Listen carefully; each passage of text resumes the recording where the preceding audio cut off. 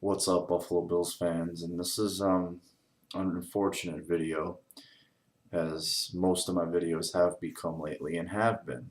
And my soldiering here on YouTube, announcing myself to the world, and I do in everyday life as a Bills fan. And in so many of these videos, the one common thread that they all have is the lack of a quarterback. You know, the defenses were horrible under Gailey. They were middling under Jerron. Never elite, but middling.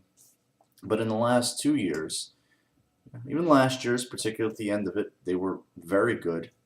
Still had the run defense issues, but were trending upward. A lot of turnovers, a lot of sacks, good things.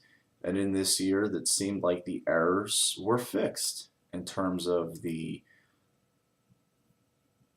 defensive deficiencies against. I can't even talk about the defense actually because they're so good. They're an elite unit. And I think during these games and as the season has gone on, we've totally forgotten that this defense is without Kiko Alonso. And you just sit there and wonder, oh my God, what they would be like with him. But then you sit there and wonder too, what would they have if they just had an Alex Smith, an Andy Dalton, a Carson Palmer? You know, one of these middle of the road quarterbacks who was a live body that was vested, truly vested in the team. Not an armchair guy who sat around, held his former team up for for a quick payday by threats of retirement and whatever, didn't want to go to training camp, so he held out till the team was desperate to, up his asking price, and he did, and the Bills were the one to do it. And I'm still in agreement with it because I wouldn't want to see Jeff Toole or Thad Lewis quarterbacking these games, but you just starting to see as Kyle Orton has played more and more, and this has gone back, weeks, specifically in the first half of these games, that he just doesn't have the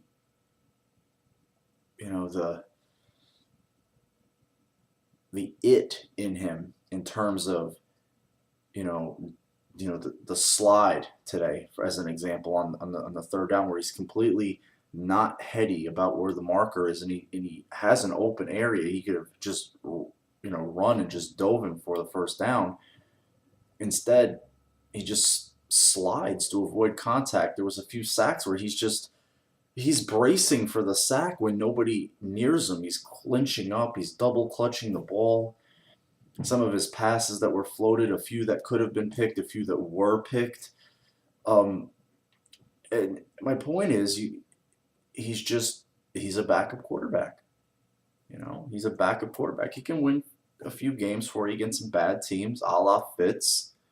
But the longer you ride the arm and the man, the more the man reveals himself to you.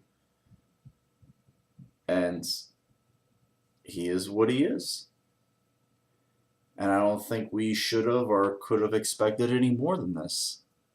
And it's unfortunate that this is where it is. But the fact that today was such a meaningful game in the sense of you had something to play for, you still sort of do, but a lot of the teams that you needed to lose lost today.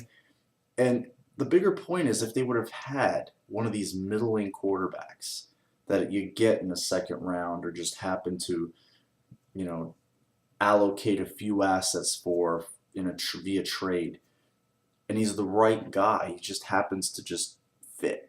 He's not the best of things. He's not the worst of things. He's good enough. He's not going to kill you. He's got his wow moments, but then he's got his moments okay.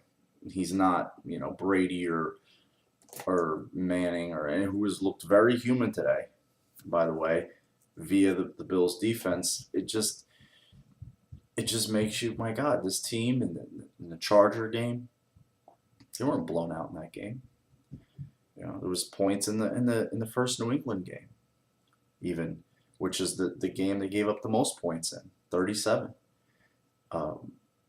The Houston game, the two recent ones in KC, in Miami, first half of Cleveland. And now today, if they would have just had one of those guys, this team has 9, it has anywhere between 9 and 11 wins right now. And I know that sounds a little biased. I truly believe that. And the organization cannot be blind to this anymore. It can't. It can't. It can't waste the talent it has. It has young talent on that defense. That 04 defense had some outgoing talent in terms of Clemens was on his way out via free agency in a few years, which was an unfortunate re-sign. Their safety position wasn't as good as it is now. The linebacker position, had invested money in Spikes and London Fletcher, but those guys were in an advanced age comparative to the guys they have now. And the Bills' defensive interior was similar. It was at an advanced age. These guys, sans Kyle Williams, are young and prime, elite. Nobody would have mistaken. Well, Pat Williams was definitely elite, but not the penetrator and sacker. Darius is the athlete he is, and then you have the edge rushers who are markedly better than what Aaron Schobel, Ryan Denny, and Chris Kelsay were. So you're left with, you have some weapons on offense. Some. There's still a need for more. Watching Orton, throw these 2 and 3 yard pass check down style throws to Chandler and to Jackson, who's looking his age. Jackson is starting to look like a 33, 34-year-old running back. The body doesn't have the vitality or the juice. He never was the best of athletes. He never was the most fleetest of foot guys, but you're seeing he's trying his best, but it's just not there anymore. It's just not, there's not a lot of pep in the step. And there's no rhythm to the offense. They run, they're a little success, and they stop and they start throwing. They run into a little bit of a dark spot. Then it's, they have a 3rd and 1 where you're just dive for it, hand the ball off to Dixon, something. Easy, just get the yard and go. Get your first down, just keep on going. No, it's the weird rollout where Orton slides short of the first down. I just don't, having such a need at quarterback, getting another playmaker that's a big target, who's an athletic guy who can move and mismatch and match up against other people is still a need. Watkins showed today, which was nice. They really started throwing him the ball in the second half. They threw less after the fumble, which didn't hurt them, but now it's just very frustrating that the lack of a quarterback is still the conversation, that the EJ pick was what it was. I'm not going to come on here and say, oh, I didn't like the pick. And I was fully on board with giving the guy a chance. But if the coaches aren't putting him in situations where it's obvious they might have needed a spark, the first half of last week, this game, the Miami game, definitely. There's been times, and they haven't done it. It's, the guy was 2-2. It's like, have they just look, this guy's not going to be a good NFL quarterback. Do they know something we don't? I don't know. I really don't. But they need to do their due diligence under center as soon as the season's over, whichever way it turns out. It probably won't turn out for the better in terms of a playoff berth, but they really need to sit down and say, look, at this position, the precedence, the premium, the need is too paramount to ignore, do piecemeal, patchwork, whatever you want to paste across it. You can't do this at this position anymore because we've seen what it results in.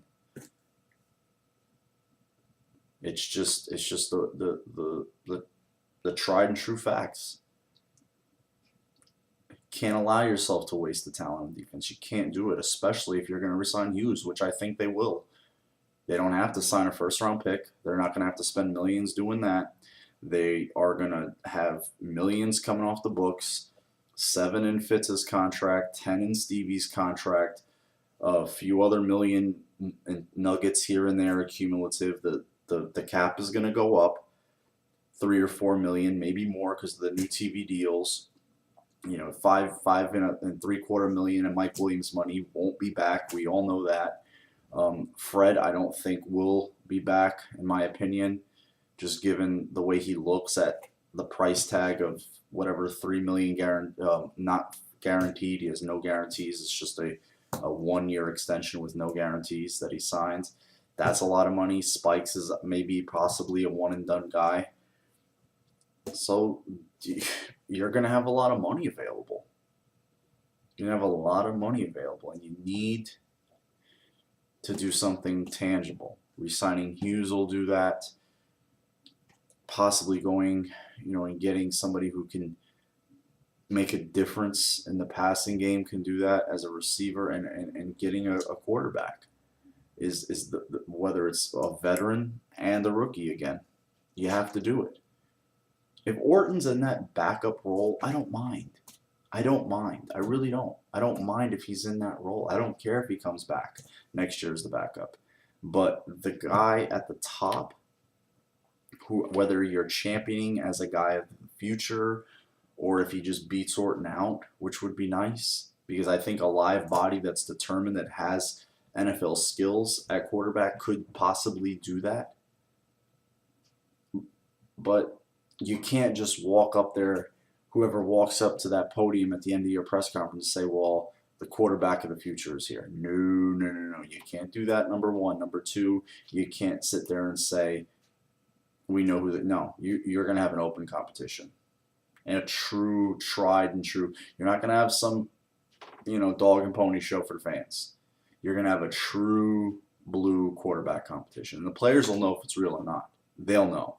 And the second they know it's bullshit, like they knew Gailey's quarterback competition was bullshit in 10, we all saw how that went. Because the first thing that showed any type of life, they just grasped onto like it was the best thing since sliced bread. And the second that went stale, it was like, what do we do now? And we all know what I'm talking about. So that's all I have for you, Bills fans. It's very, very disappointing, because it's like, when are they going to get it? I've stated it. I could have put videos I've done, 5-6 years ago on a loop and just played them today, and it would be like, you think I'd be talking about this game? The need for a quarterback, some wasted talent here and there, et cetera, et cetera. I mean, you're gonna, the officiating was god awful. It was god awful. And there was a lot of talk on Twitter. I even got involved in it. I'm not going to say the refs were in the bag today. I'm not going to say that. But what I will say is, if you think of the thousands of NFL games that have been played, and there have been thousands, maybe tens of thousands over the years, there has not been one ref who wasn't, you're crazy. Bias, greed, and corruption are innate human characteristics. When you have greed and you have bias and you have, you have motive, which is money, baseball had Pete Rose. Baseball knew everybody was juicing because there was a lot of money at the end of that rainbow. Tim Donaghy, or whatever his name was in the NBA, you have one, you have more. Sorry, you're not the only one. There's been point shaving in college basketball. All I was saying was on Twitter, is if you think there hasn't been one ref, at least one, who didn't have his hands in the cookie jar, you're naive. You're totally naive, and you either A, work for the NFL, have some sort of ties to the NFL, or you have some ulterior motive to try to get those. That's as far as I went with it. But going for it on the fourth downs for me was neither, whatever. They got the ball back, their plan worked, and they had a chance to get the onside kick at the end, and it didn't work. But all in all, through the body of the game, if they would have had a quarterback through a lot of these games, a real quarterback with a pulse, they would be in a lot better position right now, and they still need that. I don't know where it's going to come from. I don't know in what shape or form, or whether it's free agency, trade, draft. All avenues should be explored, and no stone should be left unturned, really. All right, Bills fans, have a good one. Try to enjoy your week. Back to reality. Sorry, I just dropped my drink here. But anyway, you guys try to enjoy your week. It's a shitty taste, but it's like, okay, back to reality. I was really hoping they could beat this team today and shut a lot of people up. I was really hoping. And they put up a good fight in the sense of where it ended, but it's just, if they would have had a quarterback, it's so many different stories, these games, so many different. All right, guys, take care. Have a good one.